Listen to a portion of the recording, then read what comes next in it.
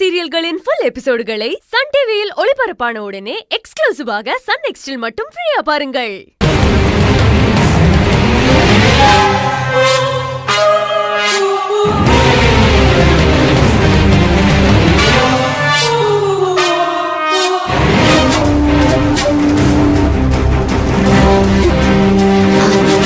Doctor, ஒரு நிமிஷம் நான் போய் பார்த்துட்டு வந்துடுறேன். ஓகே, போயிட்டு வா.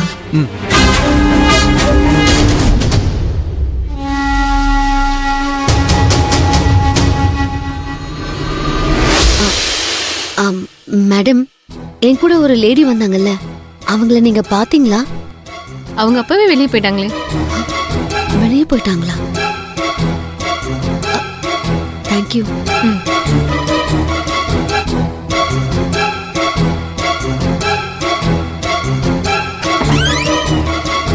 Excuse me doctor. சொல்லுங்க. ரகு, ஒரு நிமிஷம் வாங்க. போயிட்டு வாங்க. ரகு, பூர்ணிமா வெளியில போயிட்டு தான் ரிசப்ஷனிஸ்ட் சொல்றாங்க. அவளுக்கு ஒரு ஃபோன் பண்ணி பாருங்க.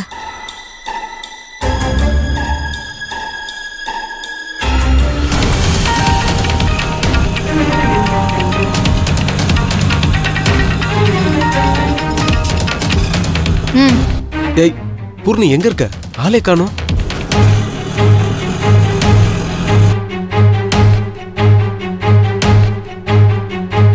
ஏய், உன்னதான் எங்க இருக்கன்னு கேக்குறேன். நான் வீட்டுக்கு போயிட்டு இருக்கேன். என்னது, வீட்டுக்கு போயிட்டு இருக்கியா? ஏண்டி டாக்டர் கிட்ட கூட்டு வந்து உட்கார வச்சா? நீ பாட்டுக்கு ரெஸ்ட் ரூம் போயிட்டு வரட்டு வீட்டுக்கு போயிட்டு இருக்க? என்ன பார்த்தா உனக்கு பைத்தியக்கார மாதிரி தெரியுதா? என்ன நினைச்சிட்டு இருக்க? ரகு, என்னாச்சு? அண்ணி வீட்டுக்கு போயிட்டு இருக்குன்னு சொல்றா. நீ ஆட்டோல போயிட்டு இருக்க, சவுண்ட் கேக்குது. சரி, அது அப்புறமா பேசிக்கலாம். டாக்டர் வெயிட் பண்ணிட்டு இருக்காங்க. அவங்க கிட்ட சொல்லிட்டு வந்துடலாம், இல்லைன்னா தப்பா நினைப்பாங்க. வாங்க. நீ வீட்டுக்கு போ, நான் வந்து பேசிக்கிறேன். வாங்க. நீ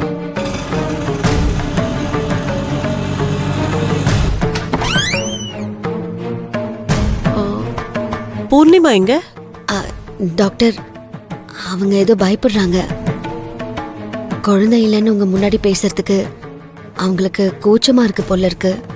அதனால சொல்லிக்காம கொள்ளாம பயந்து வீட்டுக்கு போயிட்டாங்க.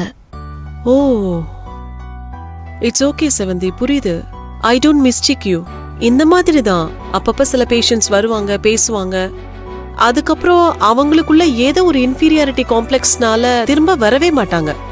ரொம்ப பயந்துருவாங்க. என்ன, நிறைய பேர் கன்சல்டேஷன் முடியற வரைக்கும் வெயிட் பண்ணி பார்த்துட்டு போவாங்க. இவங்க பாதியில போயிட்டாங்க, அவ்வளவுதான் டிஃபரன்ஸ். இட்ஸ் ஓகே, பரவாயில்ல. நீங்க அவங்க கிட்ட பேசி கொஞ்சம் நார்மல் ஆனதுக்கு அப்புறம் you will bring her back. Okay? Sorry doctor. It's ஓகேமா, no problem. Sorry, next time நான் பார்த்து பேசி கூட்டிட்டு வரேன். ஓகே, போயிட்டு வாங்க. வரோம். ஏ பூர்ணி, எங்க அவங்கள, நீ மட்டும் தனியா வர?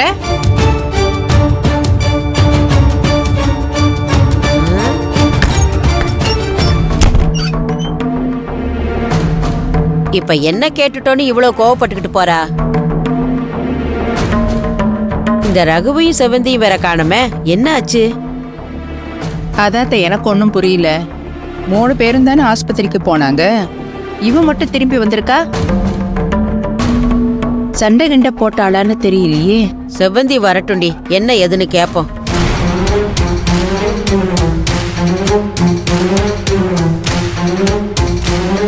அம்மா, பூர்ணிமா வந்தாளா? ஆமாண்டா, வந்து ரூம்குள்ள போய் கதவை சாத்திக்கிட்டா. என்னடா ஆச்சு?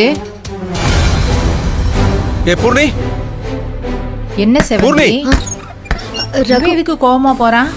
என்னதான் ஆச்சு? அத டாக்டர் கிட்ட போய் பேசிட்டு இருந்தோம். பேசிட்டு இருக்கும் போதே இவ பாதியிலேயே ரெஸ்ட் ரூம் போறேன்னு சொல்லிட்டு வீட்டுக்கு வந்துட்டா. நானும் ரகுவும் ரொம்ப நேரமா வெயிட் பண்ணி பார்த்துட்டு கடைசியில டாக்டர் கிட்ட என்னென்னமோ சமாளிச்சுட்டு இங்க வந்துட்டோம்.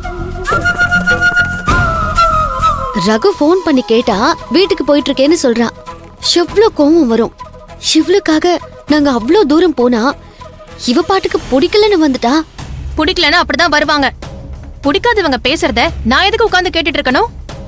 உங்களுக்கு வேணும்னா தலை எடுத்து கேளுங்க. என்னாலலாம் கேட்க முடியாது. ஏய் என்னடி பிடிக்கல? உங்ககிட்ட சொல்லிட்டு தானே கூட்டிட்டு போனோம். என்ன சொல்லி கூட்டிட்டு போனீங்க? ஏதாவது சான்ஸ் இருக்குமான்னு பார்க்கலாம் தானே கூட்டிட்டு போனீங்க. அங்க போனா வாடகை தாய் அது இதுன்னு சொல்லிக்கிட்டு இருக்கீங்க.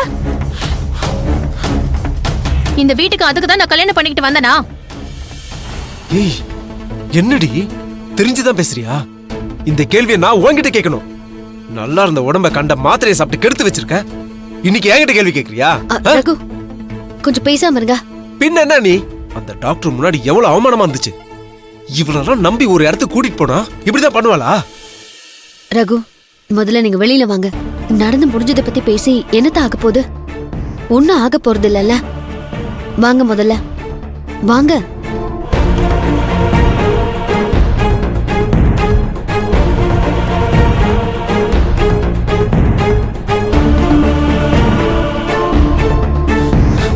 அண்ணி இவளெல்லாம் நீங்க நினைக்கிற மாதிரி விட்டா அடங்கவே மாட்டா. சொல் பேச்சு கேக்குற ஆள் கிடையாது நீவ. ரகு ஏற்கனவே பூர்ணிமாவுக்கு கோவம் இருக்கு. அந்த கோவம் நம்ம மேல இருக்கிற கோவம் இல்ல. நம்மளால குழந்தை பெத்துக்க முடியாது, இவங்க எல்லாருக்கும் அது தெரிஞ்சு போச்சுங்கிற கோவம். முதல்ல அதை புரிஞ்சுக்கோங்க ரகு. பூர்ணிமாவோட ஆங்கிள் இருந்து அதை கொஞ்சம் திங்க் பண்ணி பாருங்க. அவ உங்க வைஃப் தானே. நீங்களே இப்படி அவ மேல கோவப்பட்டு பேசினா அவ என்ன நினைப்பா? நமக்கு இந்த வீட்ல யாருமே சப்போர்ட்டுக்கு இல்லைன்னு நினைக்க மாட்டா? ரகு முதல்ல நீங்க அவளை கொஞ்சம் புரிஞ்சுக்கோங்க. நமக்கு இனிமே குழந்தையே பொறுக்காதுங்கிற விரக்தி தான் அவளை கோவப்பட வைக்குது.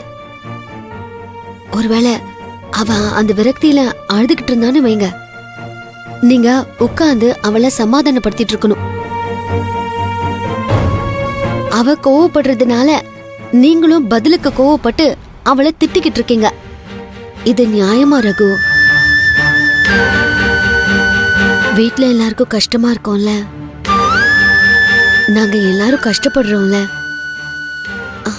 பூர்ணிமா ஃபீல் பண்ணிட்டு இருந்தான்னு வைங்களேன், எல்லாரும் கூட சேர்ந்து அவளை சமாதானம் தானே படுத்தணும். அவளை கோவப்பட்டு திட்டுறதுனால அவளுக்கு எதிராக தான் நம்ம எல்லாரும் நிக்கிறோம். அது தப்பு. இந்த மாதிரி ப்ளீஸ் பண்ணாதீங்க. எப்படியா நீ? எது பண்ணாலும் அவன் முட்டுக்காட்ட போட்டுக்கிட்டு இருக்கா. ஒரு விஷயத்திலயாவது நம்ம சொல்றத அவ கேட்கணும்ல. ஸ்டார்டிங்ல இருந்தே அவ சொல்றத கேட்கறது இல்ல, இப்போ சொல்றத கேட்கறது இல்ல. அவ இஷ்டத்துக்கு பண்ணிட்டு இருந்த என்ன அர்த்தம்? டே ரகு, குடும்பம்னா அப்படித்தான் இருக்கும். நீ என்ன ஸ்கூலா நடத்துற? எல்லாரும் பேச்ச கேட்டுட்டு இருக்கிறதுக்கு. பொண்டாட்டி புருஷனுக்குள்ள ஒருத்தருக்கு ஒருத்தர் அட்ஜஸ்ட் பண்ணி தாண்டா போகணும். நீ ஏறி போனா அது கொஞ்சம் இறங்கித்தான் நடக்கணும். அது ஏறி போனா நீ கொஞ்சம் இறங்கி நடக்கணும். அதுதான்டா குடும்பத்துக்கு நல்லது.